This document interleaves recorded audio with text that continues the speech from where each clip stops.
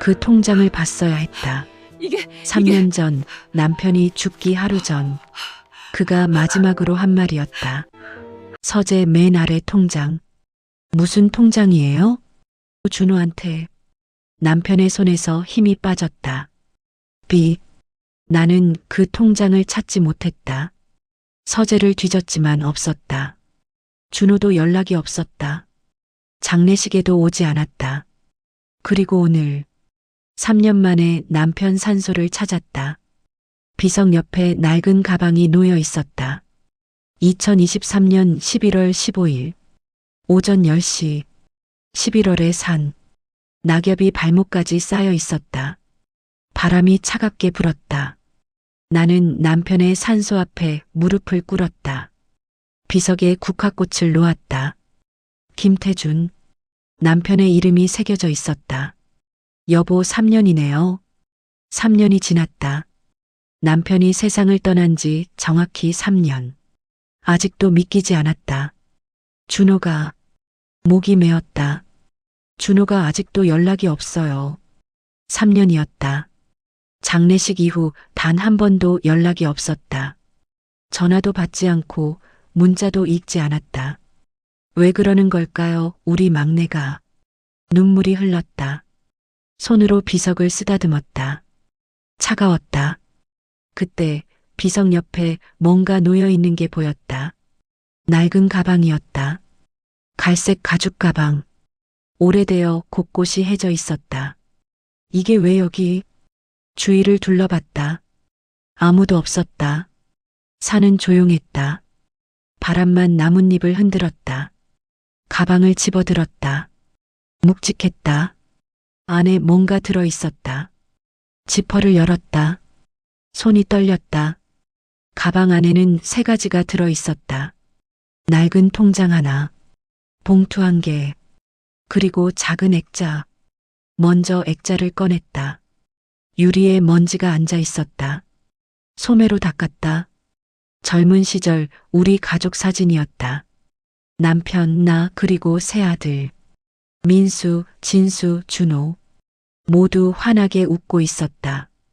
이건 20년도 더 된 사진이었다. 준호가 10살 때쯤 찍은 사진. 다음으로 통장을 꺼냈다. 표지가 누렇게 바랬다. 표지에 작은 메모지가 붙어 있었다. 아버지께. 준호의 글씨였다. 심장이 쿵 내려앉았다. 준호가 이걸. 손이 떨렸다.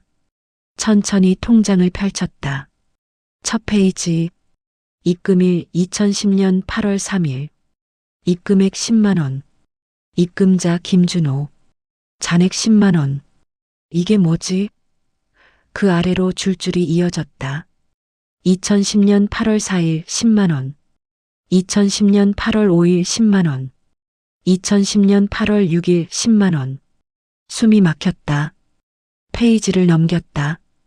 계속 이어졌다. 8월 한 달. 31일. 모두 10만 원씩. 9월도. 10월도. 11월도. 12월도. 2011년이 시작됐다. 1월, 2월, 3월 계속 넘겼다. 매일같이. 정확히 10만 원씩. 단 하루도 빠짐없이. 이게 무슨. 마지막 페이지. 마지막 입금일 2020년 11월 14일. 입금액 10만 원. 입금자 김준호. 최종 잔액 1억 2,470만 원. 11월 14일. 남편이 돌아가시기 하루 전이었다. 1억 2,470만 원. 입술이 바짝 말랐다. 떨리는 손으로 입금 횟수를 세기 시작했다. 1번, 2번, 10번, 100번, 1000번 최종 결과. 1247번.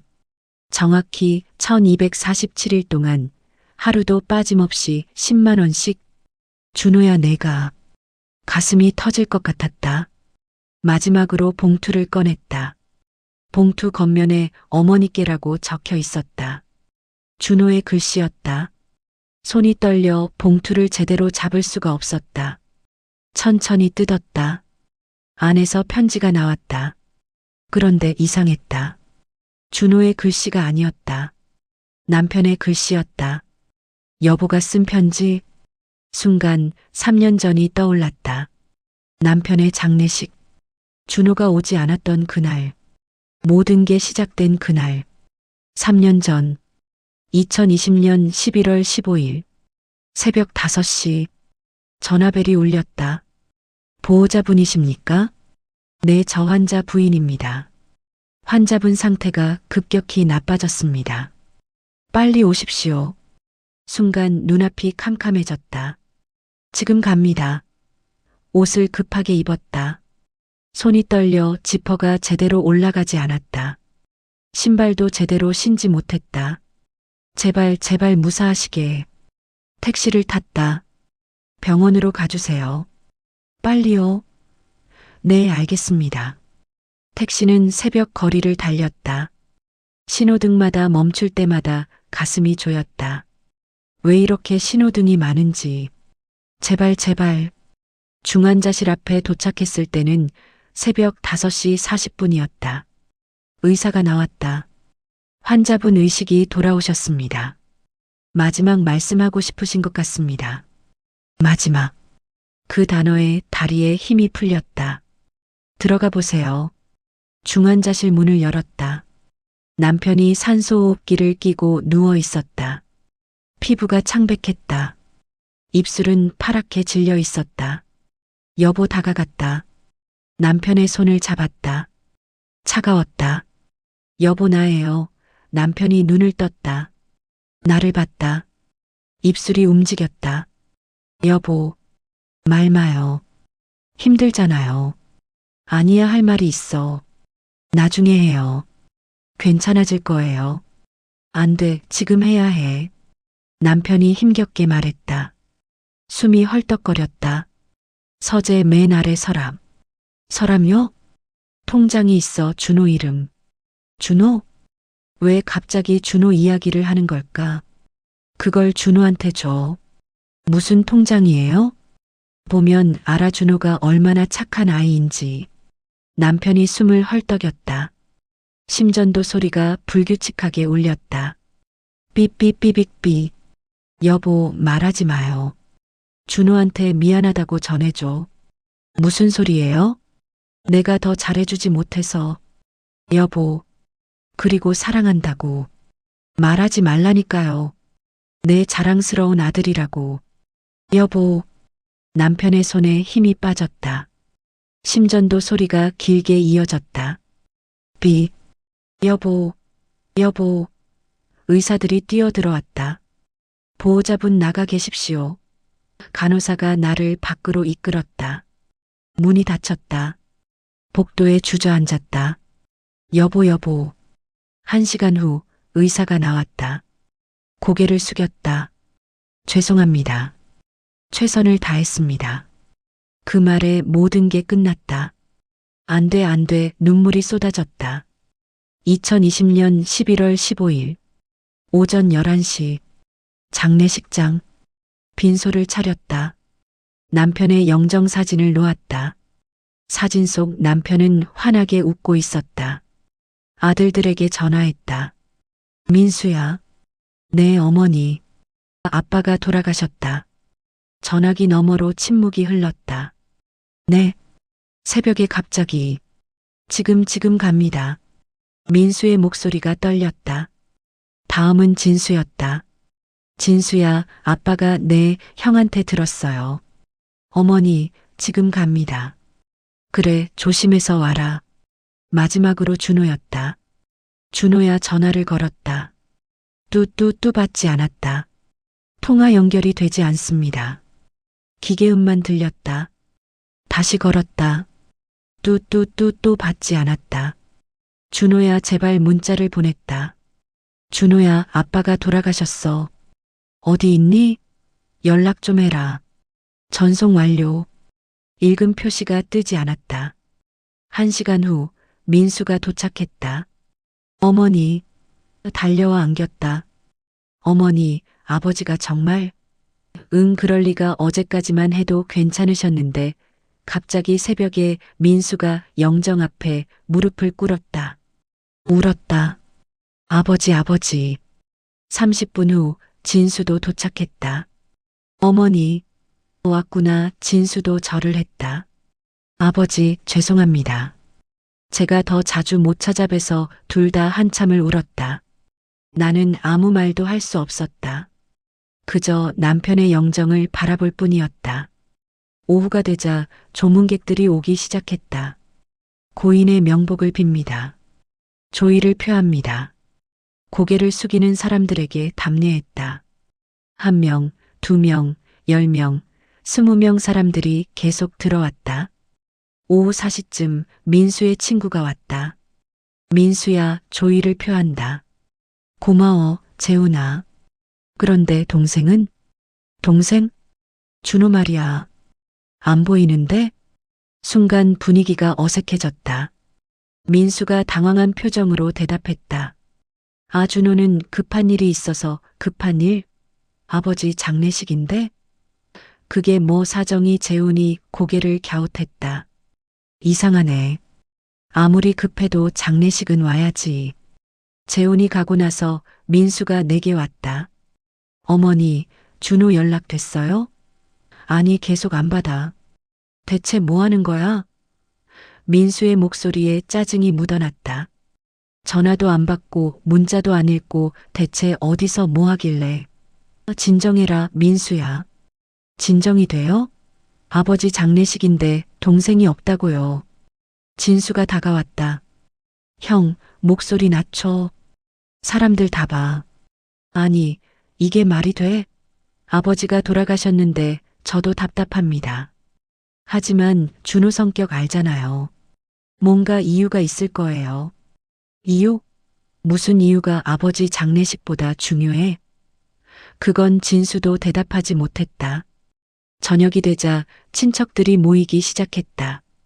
큰 고모, 작은 고모, 시동생 부부, 사촌들 그들은 빈소 한쪽 구석에 모여 수군거렸다. 저기 막내 아들 왜 안 와? 큰 고모였다. 글쎄 무슨 일 있나 봐. 작은 고모가 대답했다. 무슨 일이야? 아버지 장례식인데 무슨 일이 있어? 그러게. 이해가 안 되네. 요즘 젊은 애들 다 그래. 효도가 뭔지 몰라. 시동생 부인이 끼어들었다. 맞아요. 전화도 안 받는다면서요? 어머, 정말? 네. 형수님이 계속 전화하시는데 안 받는데요. 세상에, 그럼 일부러 안 온 거네? 그런 거 아니에요? 목소리가 점점 커졌다. 더 많은 친척들이 모였다. 내가 듣기로는 평소에도 집에 잘 안 왔대. 그래? 응. 명절에도 안 온다더라. 어머, 그럼 정말 불효자네. 쯧쯧. 부모님이 얼마나 서운하셨을까. 그러게. 막내를 그렇게 예뻐하셨는데. 그 말들이 칼처럼 꽂혔다. 나는 빈소 안쪽에 앉아 있었다. 다 들렸다. 가슴이 터질 것 같았다. 준호는 그런 애가 아닌데 하지만 입을 열 수 없었다. 나도 준호가 왜 안 오는지 몰랐으니까. 그때 한 친척이 이상한 말을 했다. 근데 말이야, 시동생의 처남이었다. 나 며칠 전에 준호 봤어. 어디서? 새벽 5시쯤. 공사장 앞에서. 공사장? 응. 작업복 입고 있더라고. 준호가 공사장에? 근데 이상한 게 그게 한두 번이 아니야. 몇 년 전부터 계속 봤어. 몇 년 전부터? 나는 귀가 번쩍 뜨였다. 준호가 공사장에? 무슨 소리지? 그러고 보니 나도 본 적 있어. 다른 친척이 거들었다. 편의점에서 일하더라. 밤늦게. 준호가? 응. 대학생이 왜 편의점에서. 내 머릿속이 복잡해졌다. 준호가 공사장? 편의점? 무슨 일이지? 밤 10시. 조문객들이 대부분 빠져나갔다. 빈소에 가족들만 남았다. 민수, 진수, 그리고 나. 준호의 자리는 비어 있었다. 어머니, 내일은 오겠죠? 진수가 조심스럽게 물었다. 그래야 할 텐데 형님, 동생한테 다시 전화해 보세요. 민수가 휴대폰을 꺼냈다. 준호에게 전화를 걸었다. 뚜뚜뚜 통화 연결이 되지 않습니다. 역시 안 받네. 민수가 휴대폰을 던지듯 내려놓았다. 진짜 어이가 없어서 민수야, 그만해라. 어머니, 전 더 이상 못 참겠어요. 그날 밤 나는 잠을 못 잤다. 준호 생각만 났다. 준호야, 넌 어디 있니? 왜 연락을 안 하니? 그리고 친척들이 한 말도 계속 맴돌았다. 공사장에서 편의점에서 준호가 왜? 10년 전, 2010년 8월 3일, 병원, 남편이 진료실에서 나왔다. 얼굴이 창백했다. 여보, 뭐래? 아무것도 아니래. 괜찮대. 정말? 응. 걱정 마. 하지만 남편의 표정은 좋지 않았다. 뭔가 숨기고 있는 것 같았다. 그날 저녁 남편은 준호를 불렀다. 준호야, 아빠랑 잠깐 나가자. 네, 아빠. 둘이 나갔다. 1시간쯤 지나 돌아왔다. 준호의 눈이 빨갛게 충혈돼 있었다. 준호야, 괜찮아? 네, 괜찮아요, 엄마. 하지만 준호의 목소리가 떨렸다. 뭔가 있었다. 남편과 준호 사이에 무슨 일이 있었다. 그 다음 날, 준호가 말했다. 엄마, 저 휴학할게요. 휴학? 왜? 아르바이트 좀 하려고요. 아르바이트는 왜 해? 학비는 있잖아. 그냥 돈 좀 벌고 싶어서요. 이상했다. 준호는 원래 공부에만 열중하던 아이였다.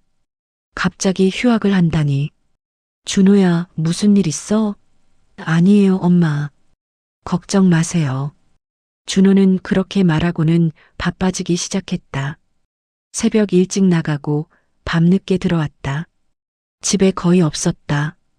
현재로 돌아왔다. 2020년 11월 17일. 발인 날. 새벽 6시에 일어났다. 오늘이 마지막 날이었다.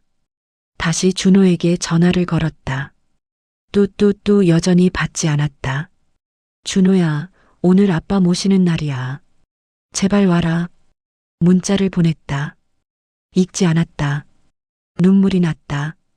오전 8시 운구 준비가 시작됐다. 보호자분들 준비하십시오. 장의사가 말했다. 민수와 진수가 상복을 입었다. 나도 입었다. 준호의 상복만 그대로 걸려 있었다. 운구가 시작됐다. 영정을 들고 앞장섰다. 민수와 진수가 뒤를 따랐다. 나도 따라갔다. 조문객들이 뒤를 따랐다. 장례식장을 나섰다. 햇살이 눈부셨다. 운구차가 기다리고 있었다. 남편의 관을 차에 실었다. 출발합니다. 차가 움직이기 시작했다. 창밖 풍경이 흐릿하게 지나갔다. 눈물이 자꾸만 흘렀다. 화장터에 도착했다. 마지막 작별 인사를 했다. 여보 잘 가요. 관 앞에 엎드려 울었다. 아버지 편히 쉬세요. 민수와 진수가 울었다. 나도 울었다. 하지만 준호는 끝내 나타나지 않았다. 화장이 시작됐다. 관이 불 속으로 들어갔다. 문이 닫혔다. 그렇게 남편은 갔다. 장례를 마치고 집으로 돌아왔다. 오후 3시쯤이었다. 온 가족이 거실에 모였다. 무겁고 어색한 분위기였다. 민수가 벌떡 일어났다. 어머니, 전 더 이상 못 참겠어요. 아버지 장례식에도 안 온 놈을 왜 우리가 걱정해야 돼요? 그래도 내 동생이잖아. 동생 아닙니다. 불효자식일 뿐이에요. 민수야, 말을 그렇게 하니? 진짜예요. 형도 그렇게 생각하죠? 진수를 봤다. 진수가 고개를 끄덕였다. 저도 준호가 좀 심했다고 생각해요. 어머니, 이제 유산 정리 이야기 해야죠. 민수가 말했다. 유산? 네. 아버지가 남기신 게 있잖아요. 집하고 예금. 그럼 우리 셋이서 나눠야죠. 준호 빼고. 준호 목도 준호요? 민수가 코웃음을 쳤다. 장례식도 안 온 놈한테 왜 유산을 줘요? 그래도 내 동생이잖아. 동생 아닙니다. 전 못 인정합니다. 준호한테는 한 푼도 안 줄 겁니다. 아들들이 나갔다. 집에 혼자 남았다. 거실이 너무 조용했다. 남편의 영정사진만 혼자 놓여 있었다. 그때 남편이 마지막에 했던 말이 떠올랐다. 서재 맨 아래 서랍에 통장이 있어. 서재로 갔다. 책상 앞에 앉았다. 맨 아래 서랍을 열었다. 안에 낡은 통장 하나가 있었다. 이게 꺼내서 봤다. 표지에 이름이 적혀 있었다. 김준호. 준호 통장이었다. 손이 떨렸다. 천천히 펼쳤다. 첫 페이지. 입금일 2010년 8월 3일. 입금액 10만 원. 입금자 김준호. 잔액 10만 원. 이게 뭐지? 그 아래로 줄줄이 이어졌다. 2010년 8월 4일 10만 원. 2010년 8월 5일 10만 원. 2010년 8월 6일 10만 원. 페이지를 넘겼다. 계속 이어졌다. 매일매일. 하루도 빠짐없이. 2011년, 2012년, 2013년, 2014년, 2015년, 2016년, 2017년, 2018년, 2019년, 2020년. 마지막 페이지. 마지막 입금일 2020년 11월 14일. 입금액 10만 원. 입금자 김준호. 최종 잔액 1억 2,470만 원. 11월 14일. 남편이 돌아가시기 하루 전. 1억 2,470만 원. 손이 떨렸다. 준호가 10년 동안 매일. 숨이 막혔다. 통장을 떨어뜨릴 뻔했다. 정신을 가다듬고 통장 안쪽을 확인했다. 작은 메모지가 붙어 있었다. 남편의 손글씨였다. 준호야, 고맙다. 내가 10년 동안 매일 보내준 돈 한 푼도 안 쓰고 다 모았다. 이건 내 돈이야. 내가 가져. 아빠는 내가 자랑스럽다. 사랑한다, 아들아. 아빠. 눈물이 쏟아졌다. 통장을 가슴에 꼭 안았다. 준호가 10년 동안. 그제야 이해가 됐다. 남편이 마지막 순간에 왜 그런 말을 했는지. 준호한테 통장을 줘라. 준호가 얼마나 착한 아이인지 미안하다고 전해줘. 사랑한다고. 모든 게 준호 이야기였다. 그런데 나는 뭘 했지? 준호를 의심했다. 형들도 준호를 욕했다. 불효자식이라고 한 푼도 안 주겠다고. 가슴이 찢어질 것 같았다. 준호야, 미안해. 그때 통장 안에서 또 다른 종이가 나왔다. 편지였다. 남편의 손글씨. 준호에 대한 진실을 알려줍니다. 태준 손이 떨렸다. 천천히 펼쳤다. 편지는 길었다. 여보에게. 이 편지를 읽을 때쯤이면 나는 이미 세상을 떠났을 것입니다. 미안합니다. 이렇게 먼저 가서. 하지만 갑자기 가면 당신이 준호를 오해할까봐 이 편지를 남깁니다. 준호에 대한 진실을 알아야 합니다. 2010년 8월 3일. 나는 암 진단을 받았습니다. 폐암 3기. 의사는 말했습니다. 5년 정도 사실 수 있습니다. 치료를 잘 받으시면 조금 더 연장될 수도 있고요. 그날 나는 당신에게 말하지 못했습니다. 걱정시키고 싶지 않았으니까. 민수와 진수에게도 말하지 않았습니다. 하지만 준호에게만은 말했습니다. 막내 아들. 22살이었던 준호. 병원 뒤편 벤치에서였습니다. 준호야, 아빠가 병에 걸렸다. 무슨 병이에요? 암이야. 준호의 얼굴이 하얗게 변했습니다. 암이요? 그래. 폐암이래. 치료하면 괜찮아지죠? 모르겠다. 의사 선생님이 5년 정도 산다고 하시더라. 준호는 울지 않았습니다. 그저 내 손을 꽉 잡고 말했습니다. 아빠, 제가 돕겠습니다. 도와? 네. 아빠 병원비 제가 벌게요. 나는 웃었습니다. 병원비는 걱정 마. 아빠가 알아서 한다. 아니에요. 제가 하겠습니다. 넌 대학생이잖아. 공부나 해. 대학은 나중에 가도 돼요. 지금은 아빠가 중요해요. 매일 10만 원씩 드릴게요. 10만 원? 그걸 어떻게 제가 방법을 찾을게요. 아빠는 그냥 편히 계세요. 그날부터 준호는 변했습니다. 대학을 휴학했습니다. 당신도 형들도 몰랐습니다. 준호가 왜 휴학했는지. 준호는 알바를 시작했습니다. 하루에 4개씩 새벽 5시에 일어나 건설 현장에 갔습니다. 자재를 나르고 시멘트를 섞고 청소를 했습니다. 오전 10시까지 일하고 2만 5천 원을 받았습니다. 첫날이었습니다. 야, 너 대학생이지? 현장 반장이 물었습니다. 네, 왜 여기서 일해?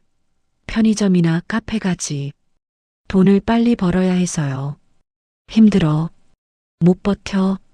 괜찮습니다. 준호는 자재를 날랐습니다. 무거운 철근을 어깨에 메고 계단을 올랐습니다. 땀이 비 오듯 쏟아졌습니다. 손에 물집이 잡혔습니다. 야, 괜찮아? 동료가 물었습니다. 네, 괜찮습니다. 손 좀 봐. 피나잖아. 괜찮아요. 그리고 바로 편의점으로 갔습니다. 오전 11시부터 오후 7시까지 편의점에서 일했습니다. 어서 오세요. 담배 한 갑 주세요. 네, 여기 있습니다. 물건을 정리하고 손님을 맞이하고 재고를 세고 청소를 했습니다. 8시간 일하고 3만 원을 받았습니다. 어느 날 밤이었습니다. 손님이 화를 냈습니다. 야, 이거 유통기한 지났잖아. 죄송합니다. 바로 교환해 드리겠습니다. 교환? 환불해. 이딴 걸 팔아? 죄송합니다. 준호는 고개를 숙였습니다. 그리고 바로 택배 회사로 갔습니다. 오후 8시부터 자정까지 택배를 날랐습니다. 무거운 박스를 들고 계단을 오르내렸습니다. 5층까지 엘리베이터 없는 빌라. 택배요. 아, 네. 잠깐만요. 문이 열렸습니다. 5층까지 올라오느라 힘들었겠네. 아닙니다. 고생 많아요. 감사합니다. 4시간 일하고 2만 5천 원을 받았습니다. 비 오는 날이었습니다. 비옷을 입고 배달을 다녔습니다. 박스가 젖었습니다. 야, 이거 왜 젖었어? 죄송합니다. 비가 와서 비 오면 더 조심해야지.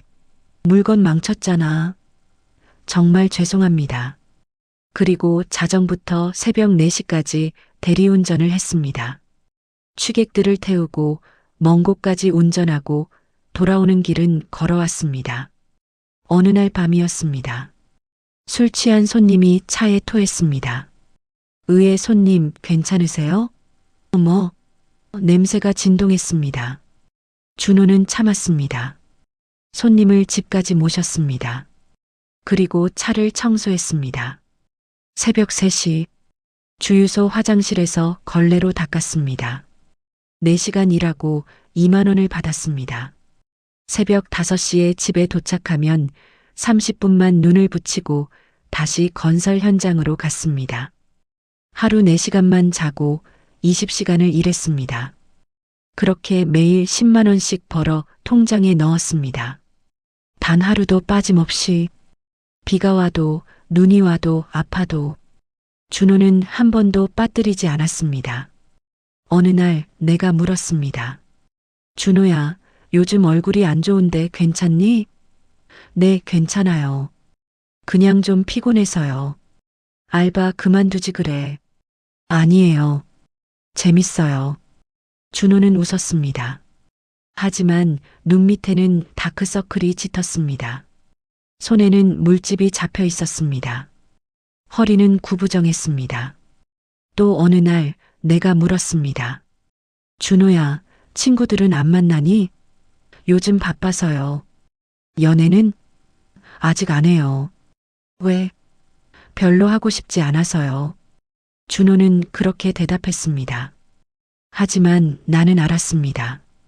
준호가 시간이 없다는 걸, 친구 만날 시간도, 연애할 시간도, 대학 갈 시간도, 오직 아버지를 위해 일할 시간만 있다는 걸. 준호의 친구가 전화했습니다. 준호야, 이번 주말에 MT 가는데 같이 갈래? 미안해. 일이 있어서 너 요즘 맨날 일만 하네. 우리 좀 보자. 다음에 볼게. 미안해. 전화를 끊고 준호는 한숨을 쉬었습니다. 나는 그 모습을 봤습니다. 가슴이 아팠습니다. 그렇게 1년이 지났습니다. 2년이 지났습니다. 3년이 지났습니다.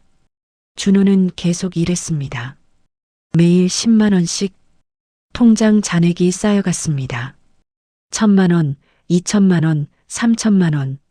어느 날 내가 말했습니다. 준호야, 이제 그만해라. 충분해. 아니에요, 아빠. 더 모아야 해요. 왜? 아빠 병원비가 많이 들잖아요. 병원비는 아빠가 해결했어. 그래도 만약을 위해서요. 준호는 계속 일했습니다. 5년이 지났습니다. 의사가 말했던 시한이었습니다. 하지만 나는 살아 있었습니다. 준호 덕분이었습니다. 준호가 모은 돈으로 좋은 치료를 받을 수 있었습니다. 7년이 지났습니다. 8년이 지났습니다. 9년이 지났습니다. 준호는 여전히 일했습니다. 당신이 물었습니다. 준호는 요즘 집에 왜 안 와? 바쁘나 봐. 명절에도 안 오더라. 그러게. 무슨 일이 있나? 서운해했습니다. 형들도 섭섭해했습니다. 준호가 요즘 왜 이러지? 우리랑 안 친한가? 전화도 잘 안 받더라. 요즘 젊은 애들 다 그래. 준호는 오해를 받았습니다. 하지만 변명하지 않았습니다. 그저 묵묵히 일했습니다. 아버지를 위해. 준호는 집에 오고 싶었습니다. 어머니가 보고 싶었습니다. 형들이 그리웠습니다. 하지만 시간이 없었습니다. 아르바이트 스케줄이 빡빡했습니다. 하루 쉬면 10만 원이 모자랐습니다. 그래서 쉴 수 없었습니다. 10년이 지났습니다. 2020년 11월 14일 마지막 입금이었습니다.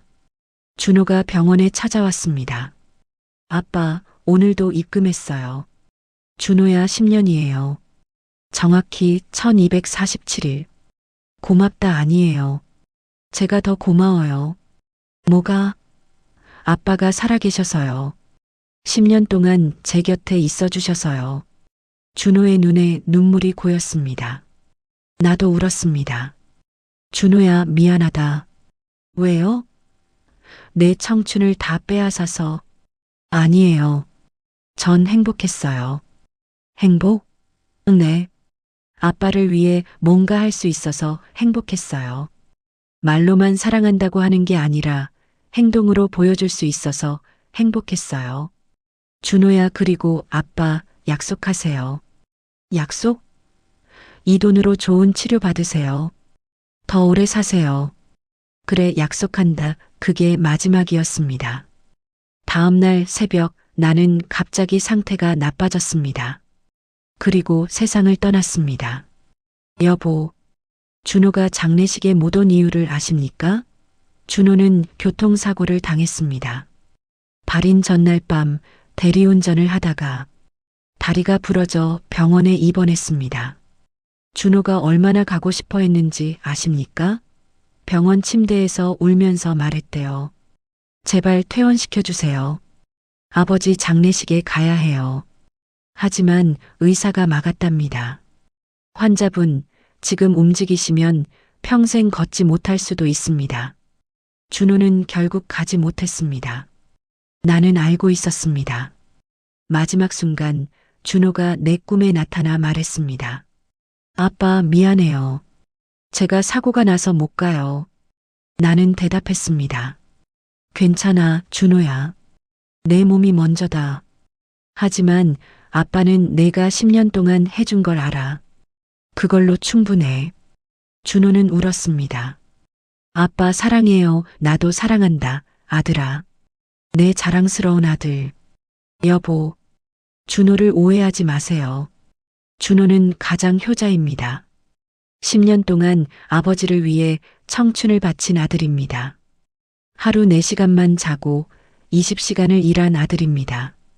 친구도 못 만나고 연애도 못하고 대학도 못 간 아들입니다. 오직 아버지를 살리기 위해 준호를 찾아가세요. 통장을 주세요. 그리고 말해주세요. 아빠가 자랑스러워 하셨어. 아빠가 정말 사랑하셨어. 그리고 미안하다고도 전해주세요. 내가 준호한테 더 잘해주지 못해서 고맙다고도 전해주세요. 10년 동안 아빠를 살게 해줘서 마지막으로 민수와 진수에게도 말해주세요. 준호를 존경하라고, 준호처럼 살라고, 진짜 사랑은 말이 아니라 행동이라고, 준호가 그걸 보여줬다고. 여보, 나를 잊지 마세요. 당신을 사랑합니다. 그리고 우리 아들들도, 특히 준호를 많이 사랑합니다. 2020년 11월 14일, 당신의 남편 태준. 편지를 읽고 나서 한참을 울었다. 여보, 당신 이런 걸 통장과 편지를 가슴에 꼭 안았다. 준호야, 엄마가 미안해. 그제야 모든 게 이해됐다. 준호가 왜 집에 안 왔는지, 준호가 왜 연락을 안 했는지, 준호가 왜 장례식에 못 왔는지, 모든 게 이유가 있었다. 준호야, 어디 있니? 엄마가 찾아갈게 하지만 준호의 연락처는 여전히 되지 않았다. 어디 있는지도 몰랐다. 그때 문자가 왔다. 민수였다. 어머니, 유산 정리 언제 할 거예요? 준호 빼고 우리만 하죠. 가슴이 철렁 내려앉았다. 안 돼. 전화를 걸었다. 민수야. 네, 어머니. 유산 이야기 잠깐 미뤄야겠다. 왜요? 어머니 또 준호 편 드시려고요? 아니야. 너희가 모르는 사실이 있어. 무슨 사실요? 당장 집으로 와라. 진수도 불러. 어머니 빨리. 전화를 끊었다. 1시간 후 민수와 진수가 도착했다. 어머니, 무슨 일이세요? 거실 테이블에 통장과 편지를 놓았다. 앉아라. 둘이 자리에 앉았다. 이게 뭐예요? 민수가 물었다. 준호 통장이야. 준호 통장? 그래. 아버지 서재에서 찾았어. 진수가 통장을 집어 펼쳤다. 순간 얼굴이 굳었다. 이게 뭐예요? 민수도 통장을 봤다. 입이 떡 벌어졌다. 1억 2천만 원? 준호가 10년 동안 매일 보낸 돈이야. 매일요? 그래. 하루도 빠짐없이 10만 원씩. 민수와 진수가 서로를 봤다. 그럼 이게 1247번이야. 정확히 1247일 동안. 진수의 손이 떨렸다. 준호가 왜? 아버지 병원비야. 병원비요? 아버지가 암이었어. 10년 전부터. 네. 둘이 동시에 소리쳤다. 아버지가 암이셨다고요? 그래. 준호만 알았어. 아버지가 준호한테만 말씀하셨어. 그럼 준호는 10년 동안 아버지 병원비를 혼자 댔어. 매일 10만 원씩. 민수가 고개를 떨구었다. 그래서 대학을 안 간 거였군요. 응. 휴학하고 알바만 했어. 하루에 4개씩. 4개요? 건설 현장, 편의점, 택배, 대리운전. 하루에 4시간만 자고 20시간 일했대. 진수가 입술을 깨물었다. 그럼 준호가 10년 동안 그래. 아버지를 위해 청춘을 다 바쳤어. 침묵이 흘렀다. 민수가 얼굴을 손으로 가렸다. 우리는 뭘 한 거예요? 편지도 읽어봐. 편지를 건넸다. 민수가 떨리는 손으로 펼쳤다. 진수도 함께 읽었다. 한참 후 둘 다 눈물을 흘렸다. 아버지가 이런 우리가 준호한테. 민수가 통장을 내려놓고 고개를 숙였다. 어머니, 우리 정말 잘못했습니다. 준호가 장례식에 못 온 이유도 알겠지? 내 교통사고였어. 대리운전하다가 다리가 부러졌어. 준호는 병원에 입원해 있었어. 그래서 못 온 거야. 진수가 고개를 들었다. 우리가 준호를 불효자식이라고 한 푼도 안 주겠다고 둘이 서로를 봤다. 민수가 벌떡 일어났다. 어머니, 준호 어디 있어요? 당장 가봐야죠. 나도 몰라. 연락이 안 돼. 병원은요? 어느 병원인지 찾아야죠. 당장 찾아야죠. 민수가 휴대폰을 꺼냈다. 다시 준호에게 전화를 걸었다. 뚜뚜뚜 받지 않았다. 준호야, 형이야. 제발 전화 받아. 우리가 잘못했어. 미안해. 음성 메시지를 남겼다. 진수도 전화를 걸었다. 뚜뚜뚜 역시 받지 않았다. 준호야, 형이야. 전화 좀 받아라. 우리 만나자. 둘 다 계속 전화를 걸었다. 하지만 준호는 받지 않았다. 3개월 후 2021년 2월 준호는 여전히 연락이 없었다. 우리는 준호를 찾아 헤맸다. 병원마다 전화했다. 교통사고 환자 김준호라는 분 계신가요? 확인해 보겠습니다. 없습니다. 그렇군요. 감사합니다. 대형 병원, 중소병원, 개인 병원 서울의 모든 병원에 전화했다. 하지만 준호는 없었다. 친구들에게도 연락했다. 준호 연락처 아니? 아니요, 준호랑 요즘 연락 안 돼요. 혹시 어디 있는지 알아? 모르겠어요. 준호가 몇 년 동안 연락을 안 했어요. 아무도 몰랐다. 민수와 진수는 죄책감에 시달렸다. 어머니, 제가 정말 잘못했어요. 민수가 울었다. 나도 동생한테 너무 심했어요. 진수도 울었다. 둘 다 많이 수척해졌다. 밤마다 꿈에 준호가 나타났다. 형들 저 여기 있어요. 준호야. 깨면 꿈이었다. 6개월이 지났다. 여전히 연락이 없었다. 나는 매일 남편 산소를 찾아갔다. 여보, 준호가 어디 있을까요? 제발 좀 알려주세요. 1년이 지났다. 2년이 지났다. 준호는 여전히 나타나지 않았다. 그리고 정확히 3년 후 2023년 11월 15일 남편의 기일 나는 다시 산소를 찾았다. 그리고 비석 옆에 놓인 낡은 가방을 발견했다. 현재로 돌아왔다. 이게 준호 가방이야. 가방을 열었다. 통장, 편지, 액자 모두 준호가 남긴 것들이었다. 준호야, 내가 여기 왔었구나. 주위를 둘러봤다. 아무도 없었다. 준호야, 준호야, 소리쳤다. 대답이 없었다. 산을 내려가기 시작했다. 가방을 꼭 안고 뛰었다. 준호야, 산 입구에 도착했다. 그때 한 남자가 보였다. 목발을 짚고 천천히 걷고 있었다. 저기 가까이 다가갔다. 뒷모습이 익숙했다. 혹시? 남자가 멈춰섰다.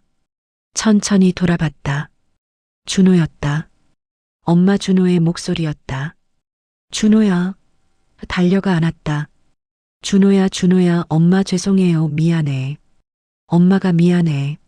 내가 얼마나 힘들었는지 몰랐어. 아니에요. 장례식에 못 온 거 알아. 다 알아. 엄마 둘이 한참을 안고 울었다. 왜 연락 안 했어? 죄송해요. 전 아버지 장례식에 못 간 죄책감에 차마 연락할 수가 없었어요. 바보야, 내 잘못이 아니잖아. 하지만 엄마가 다 알아. 아버지가 편지 남기셨어. 편지요? 응. 10년 동안 내가 한 일 다 알아. 형들도 다 알아. 준호의 눈에 눈물이 고였다. 형들도요? 그래. 지금 형들이 너 찾으러 다니고 있어. 정말요? 응. 너한테 미안하대. 너를 오해해서. 아니에요. 제가 이제 집에 가자. 네. 준호의 팔을 잡고 천천히 걸었다. 집에 도착하자 민수와 진수가 기다리고 있었다. 어머니, 오늘도 못 찾았어? 민수가 준호를 봤다. 준호야, 달려왔다. 형 동생아. 민수가 준호를 꼭 안았다. 미안하다. 형이 정말 미안하다. 형 진수도 달려왔다. 준호야. 형 진수도 안았다. 동생아, 우리가 잘못했어. 너를 오해해서 정말 미안해. 형들. 셋이 현관에서 한참을 안고 울었다. 거실로 들어왔다. 준호가 소파에 앉았다. 다리가 아직 불편해 보였다. 다리는 괜찮니? 네, 많이 나았어요. 형들이 너한테 할 말 있대. 민수가 앞으로 나왔다. 준호야. 네, 형. 형이 정말 잘못했어. 너를 불효자식이라고 했잖아. 유산도 안 주겠다고 했고. 아니에요, 형. 저야말로 아니야. 우리가 잘못한 거야. 내가 10년 동안 얼마나 고생했는지 몰랐어. 아버지 편지 읽고 정말 부끄러웠어. 진수도 말했다. 저도요, 준호야. 형이 너를 완전히 오해했어. 내가 집에 안 온 이유도, 장례식에 못 온 이유도 다 몰랐어. 미안해. 형들, 이제 우리가 도울게. 내가 10년 동안 혼자 한 거, 이제는 우리가 함께 할게.